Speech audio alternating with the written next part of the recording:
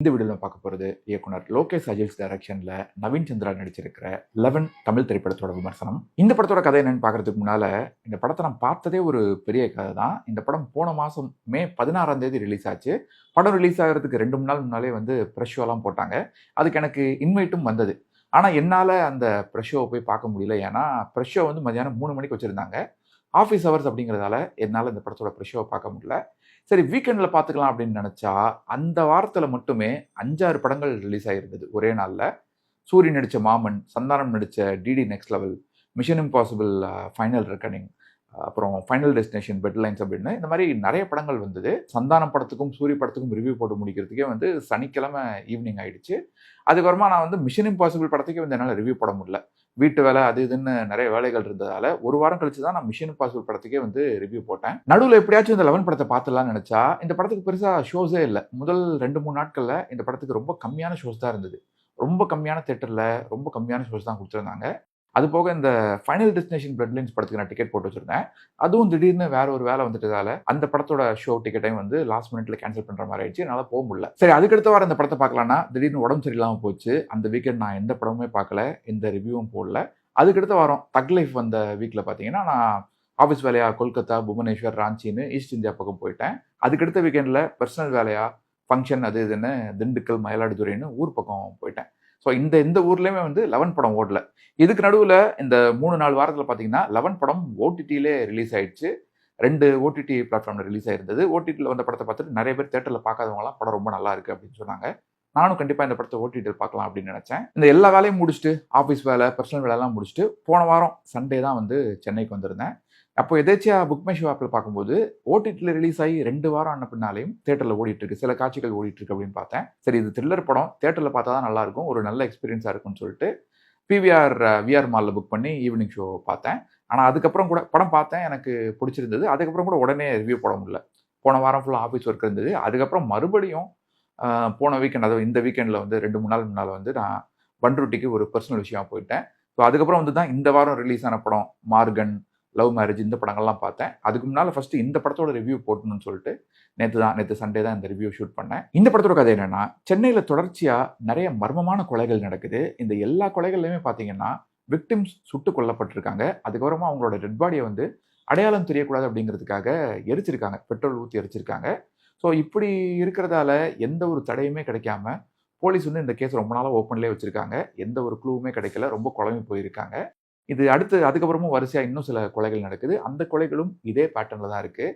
இந்த சமயத்தில் இந்த கேஸை விசாரிச்சுட்டு இருக்கிற போலீஸ் ஆஃபீஸர் ஒரு ஆக்சிடென்ட்ல அடிபட்டு கோமாவுக்கு போயிடுறாரு. அதுக்கப்புறமா இந்த கேஸ் அசிஸ்டன்ட் கமிஷனரான ஹீரோ கிட்ட வருது. ஏற்கனவே பேங்க் ராபரி, நார்காட்டிக்ஸ்னு சில காம்ப்ளெக்ஸான கேஸ் எல்லாம் ரொம்ப சாமர்த்தியமாக சால்வ் பண்ண அவர்கிட்ட இந்த கேஸ் வந்த பின்னால் இந்த சீரியல் கில்லர் கேஸ் அவர் விசாரிக்கும் போது நிறைய ஷாக்கிங்கான விஷயங்கள் ட்ரெவல் ஆகுது.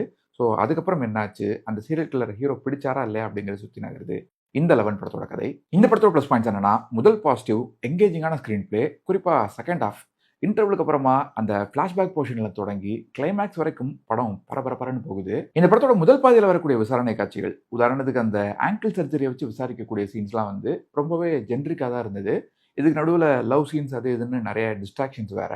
ஆனால் எப்போ இன்டர்வலுக்கு முன்னால் அந்த 2 சஸ்பெக்ட்ஸை கூப்பிட்டு ஒன்றா வச்சு விசாரிக்க ஆரம்பிக்கிறாங்களோ அந்த சீன்ல இருந்து நம்மளோட அட்டென்ஷனை கம்ப்ளீட்டாக ஹோல்ட் பண்ணிடுறாங்க. ஒரு சில சாதாரணமான சீன்ஸையும் சின்ன சின்ன டீட்டெயிலிங் மூலமாக இன்னும் இன்ட்ரெஸ்டிங் ஆக்குறது, கொஞ்சம் யூஷுவலாக கொண்டு போய் ஆடியன்ஸை ஈஸியாக கெஸ் பண்ண வச்சு அந்த ட்விஸ்ட்டை நம்ப வச்சுட்டு அதுக்கப்புறமா வேற ஒரு பெரிய ட்விஸ்ட் மூலமாக இம்ப்ரெஸ் பண்ணுறதுன்னு செகண்ட் ஹாஃப் முழுக்க அங்கங்கே நம்மளை சர்ப்ரைஸ் பண்ணிகிட்டே இருக்காங்க. இன்டர்வலுக்கு அப்புறமா வரக்கூடிய அந்த ஃப்ளாஷ்பேக் கொஞ்சம் யூஷுவலாக இருந்தாலும் இந்த மாதிரி த்ரில்லர் படங்களுக்கே உரிய ஒரு வழக்கமான டெம்ப்ளேட் இருக்கக்கூடிய ஒரு ஃப்ளாஷ்பேக் தெரிஞ்சாலும் கூட போக போக அந்த ஃப்ளாஷ்பேக்கில் இருக்கக்கூடிய எமோஷன் ரொம்பவே நல்லா ஒர்க் ஆச்சு.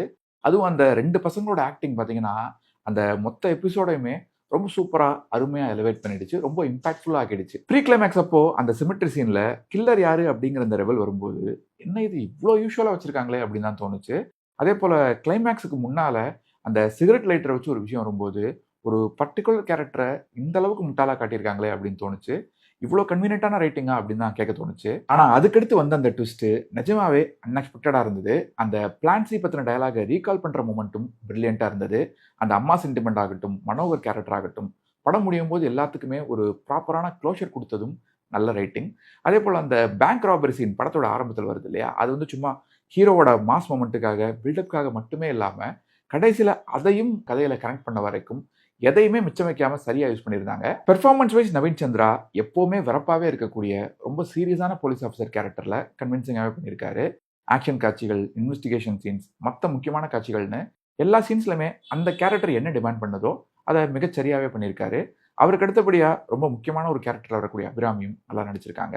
இவங்களை தவிர திலீபன், ரித்விகா, ஆடுகளம் நரேன்னு மற்ற நடிகர்களும் அவங்க கேரக்டர்ல நீட்டான ஒரு பெர்ஃபார்மன்ஸ் கொடுத்துருக்காங்க. ஒரு ஷூ ஸ்ட்ரிங் பட்ஜெட்ல உருவாகி இருக்கிற இந்த படத்துக்கு டி.இமான் அவர்களுடைய இசையும் கார்த்திக் அசோகன் அவர்களுடைய ஒளிப்பதிவும் ஒரு பெரிய பலமா இருந்திருக்கு.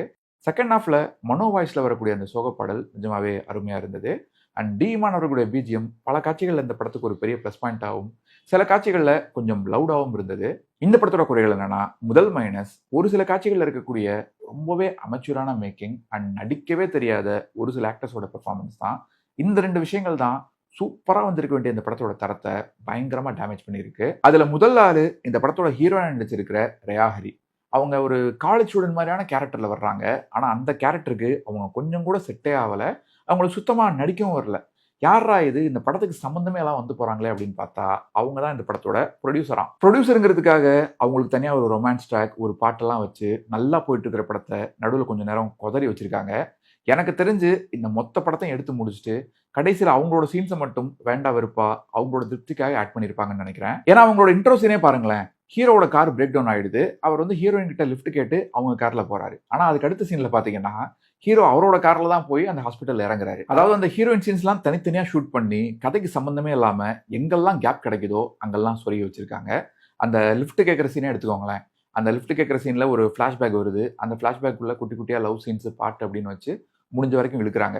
ஸோ இந்த ஹீரோயின் கேரக்டர் எப்பெல்லாம் வர்றாங்களோ அப்பெல்லாம் இந்த படம் வேற ஒரு படம் பார்க்குற மாதிரி, வேற ஒரு மொக்க படம் பார்க்குற மாதிரி தான் இருக்கு. இந்த லவ் சீன்ஸ் மட்டும் இல்லைன்னு வச்சுக்கோங்களேன், அதுவே இந்த படத்தை இன்னும் பல மடங்கு பெட்டரா காட்டியிருக்கும்.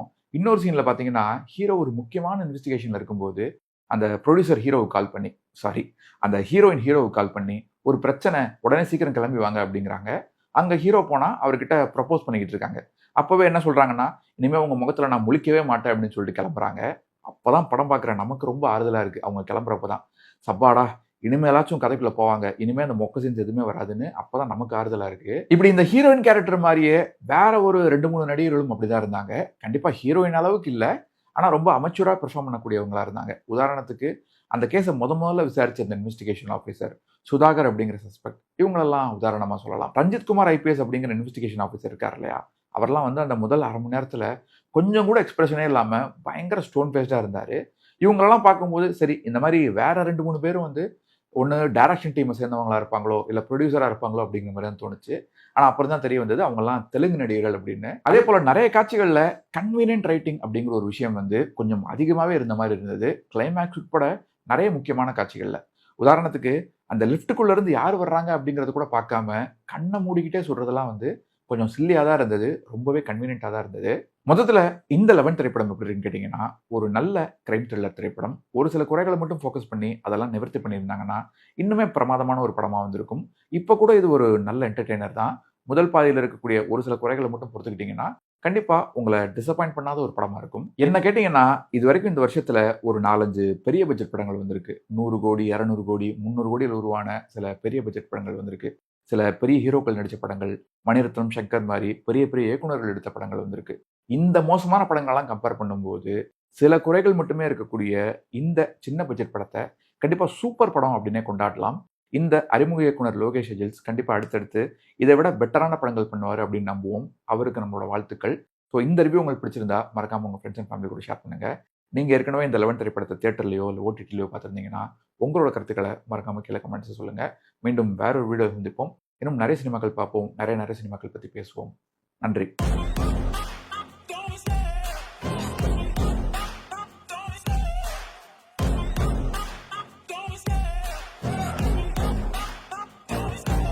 Love the chase and the hunt, and I set the pace when I'm running. I always take what I want and I always give it 100. Don't need a bank, no I'm funded. Play the game like it's nothing, I'm always thinking